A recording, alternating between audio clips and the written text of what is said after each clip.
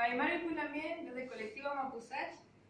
Marimari Peñi Pulamien, desde Trabún CES de Filosofía y Humanidades. Marimari Peñi Pulamien, desde el Trabún Borgoño.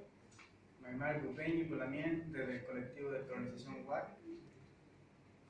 Queremos hacerle parte a todos los Lamien para poder solidarizar con nuestros pichiqueché. Necesitamos de su ayuda y que necesitamos recolectar leche, pañales y útiles escolares para nuestros pichiqueché en resistencia. Campaña que tendrá distintos puntos de acopio y también campaña que durará hasta el viernes 29 de diciembre.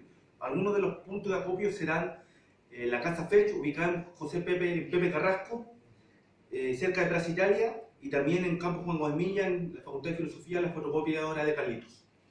En el Liceo Manuel Barro Borgoño, ubicado en San Diego, entre Mata y Franklin.